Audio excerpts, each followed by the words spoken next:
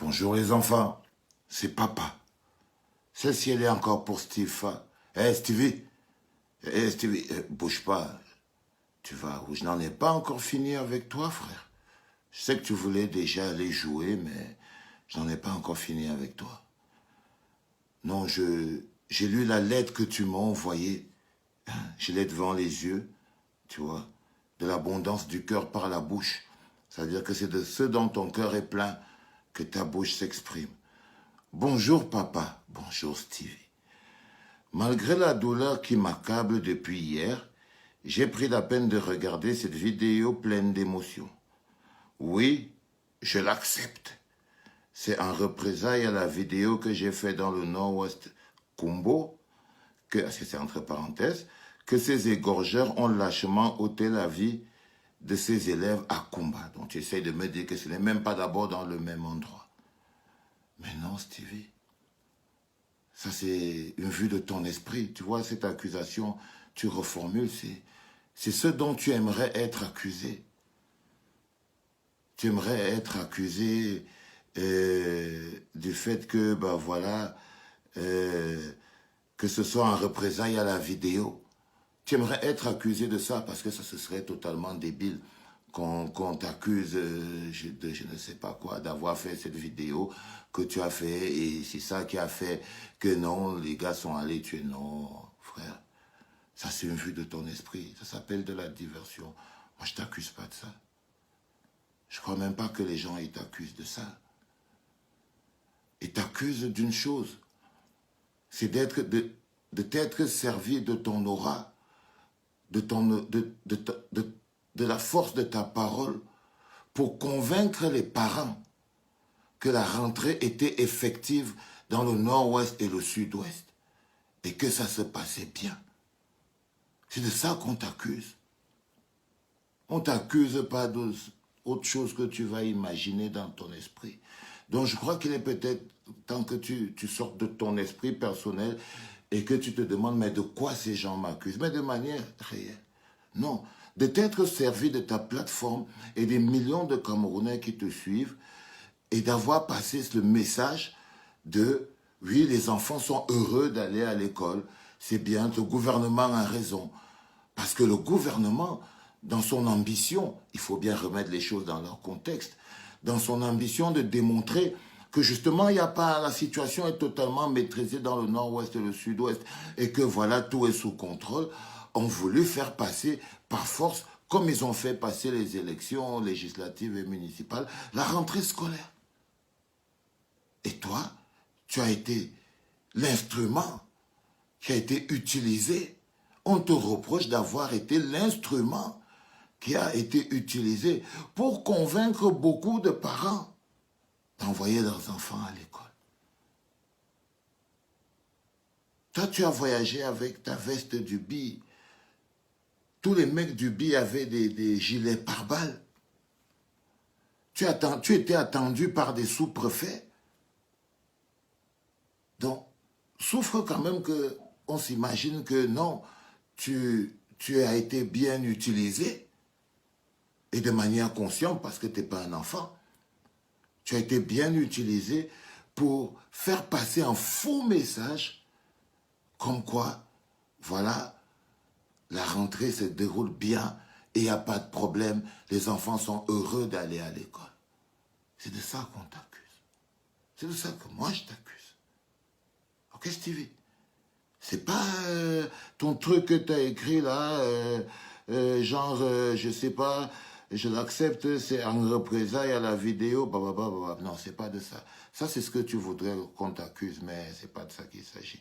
Ça s'appelle dézombification, ce que je suis en train de te faire. Oui, papa, j'accepte aussi que c'est de ma faute si les enfants meurent à l'extrême nord. Waouh, tu vois, tu viens encore de t'accuser de quelque chose, mais tu vois, on se dit que tu fais du sarcasme. Tu fais du sarcasme. C'est l'expression, je t'ai dit, de l'abondance du cœur par la bouche. Quand tu as le cœur plein de sarcasme et tout, c'est qu'à un moment donné, il te manque de l'humilité. Mais tu ne le sais pas. Mais tu ne le sais pas. Peut-être qu'on t'accuse aussi de vanité. J'en sais rien. Tu vois, tu veux être accusé de ça aussi. En fait, tu es dans une position sarcastique. Excuse-moi, c'est pas quelque chose qui fait que tu me sois sympathique.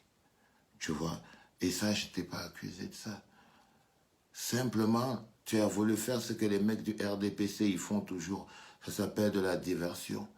On est en train de parler des enfants qui ont été massacrés à l'école, à la machette, de manière horrible.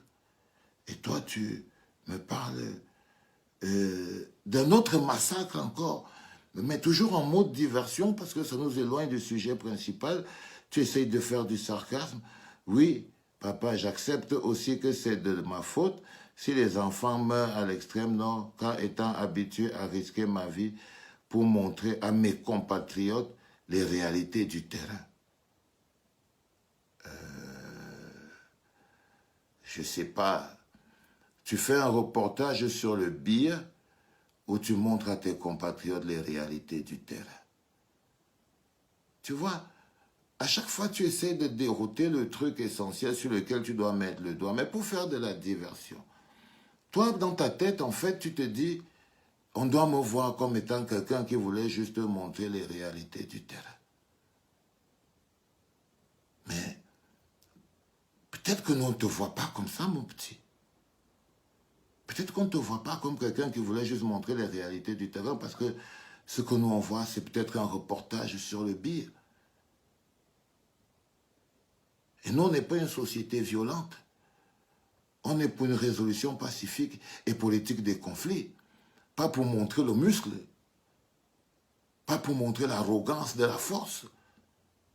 Non, nous, c'est pas ce qu'on défend.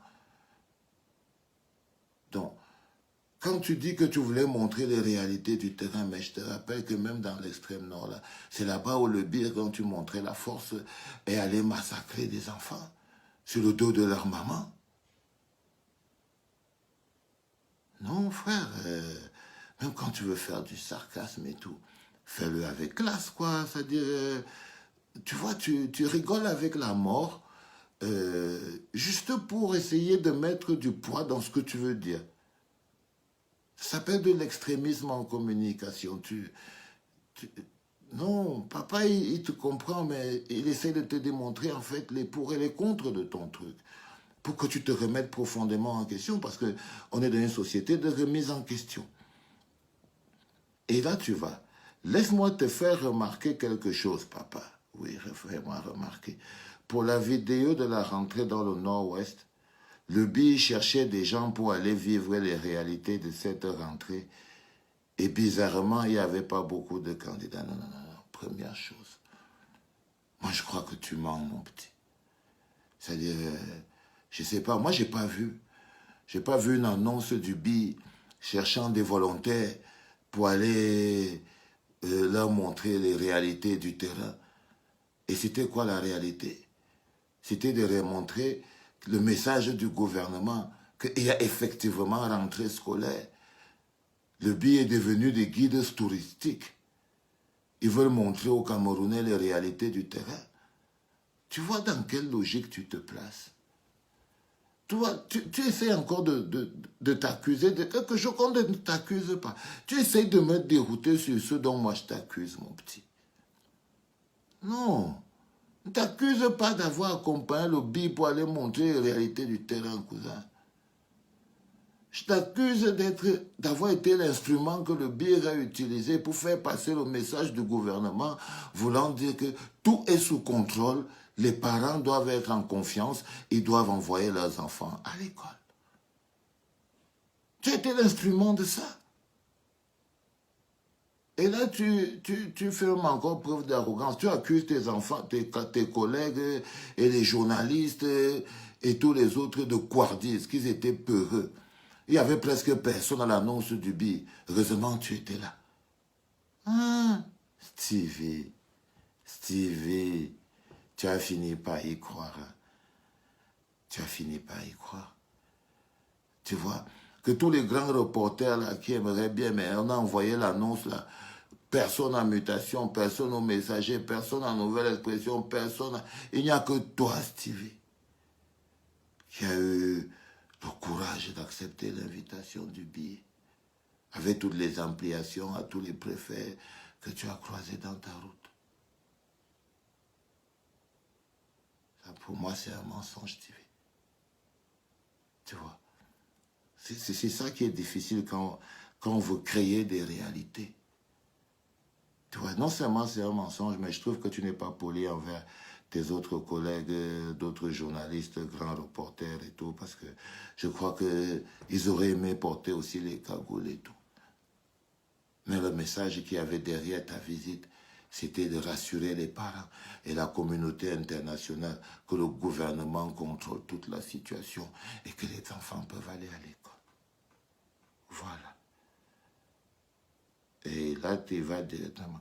Bizarrement, donc, il n'y avait pas trop de candidats, car tous préfèrent juger le travail des autres dans le confort de leur canapé douillet. Stevie. Sais-tu, papa, que seul ton fils, c'est-à-dire toi, Stevie, que seul ton fils et Equinox Télévision sont allés couvrir cette rentrée telle que tu l'as vue? Tu me poses la question. Qu'est-ce que tu ne savais pas qu'il n'y avait que toi, mon fils adoré, et Equinox Télévision qui sont allés couvrir ce truc? Tout le reste, ils ont fui. Laisse un peu tes considérations politiques là et réponds à cette question. Ah, Stevie, non, il ne laisse aucune considération politique. Parce que pour moi, tout est politique, Stevie. Ta balade avec le billet dans les régions dangereuses pour convaincre les populations que tout va bien sont un message politique. Tu me rappelles l'autre gars de Cabral, Nyamtong, là. C'est-à-dire, vous faites des choses et vous donnez l'impression d'être naïf. Genre, vous ne saviez pas ce que vous étiez en train de faire. Vous étiez seulement en train de faire votre chose. Et les gars, ils vous font croire que vous devez faire autre. Vous avez fait autre chose. Donc on a fait de la manipulation, de la récupération politique, de vos choses que vous faisiez seulement tranquillement. Yeah. Tu me rappelles ce gars et tout. Je trouve ça quand même terrible et tout. Et tu dis, laisse-moi voir mon petit, laisse-moi voir. Laisse un peu tes considérations politiques. Donc, je t'ai dit que moi, je ne laisse jamais les considérations politiques. Tout est politique. As-tu vu les images d'Equinox par rapport à la rentrée scolaire dans les endroits où j'étais? Papa, j'étais avec Equinox. On a tiré sur nous et je l'ai montré pour dire que ça ne va pas. On a souffert ensemble et au final, Equinox et moi avons montré les mêmes images d'une rentrée effective en Cambé et pas totalement effective dans d'autres endroits. Ah, Stevie,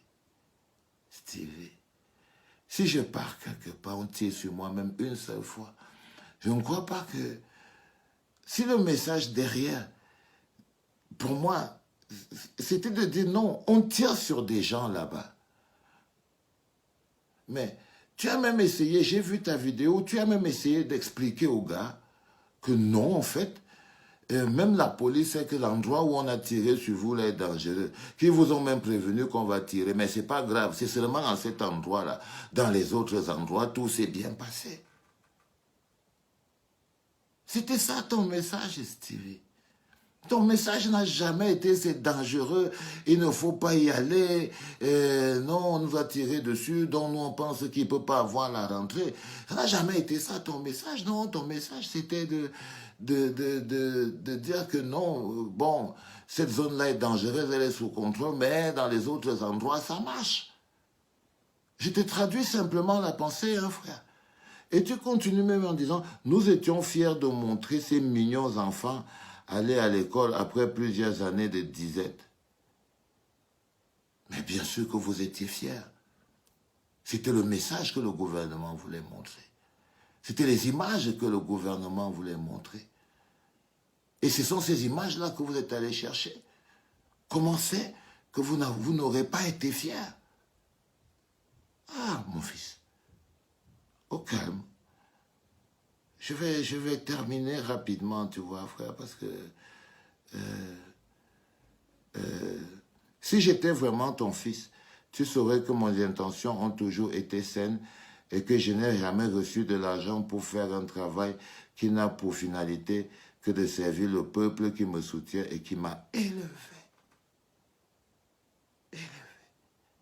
Si tu étais vraiment mon fils, je saurais que tes intentions étaient saines.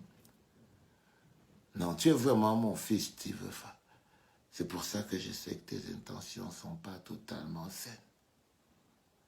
C'est parce que tu es mon fils et que je te connais maintenant très bien que je sais que, bon, tu n'avais pas envie que les gens meurent, non. Tu vas encore dire que j'étais accusé de vouloir la mort des gens. Non, non, non, non. Non, mais tu avais quand même envie de te faire les poches. Au calme. Donc, et ça, je t'en veux pas pour ça, tout le monde le fait. Tout le monde le fait.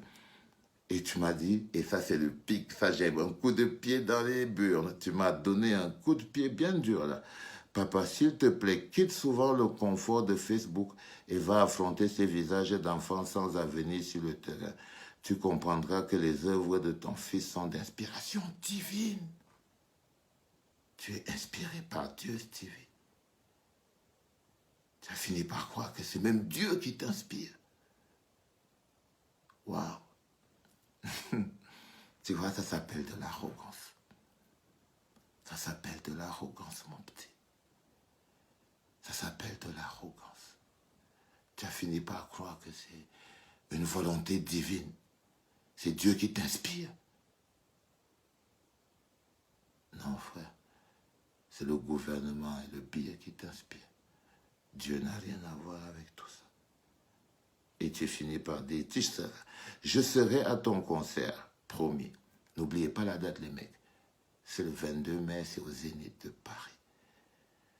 Je serai à ton concert. Réserve-moi une place au premier rang, quel que soit le prix. Et tu finis même en me rappelant que tu es riche. Que quel que soit le prix, toi, tu peux payer. Tu fais encore ton truc, la vanité et tout ça. Avec l'arrogance, un peu d'égocentrisme. C'est de ça dont je te parlais, Stevie. C'est de ça dont je te parlais. Tu vois, si tu as compris quelque chose à tout ça, c'est que tu as sauvé la moitié. C'était papa.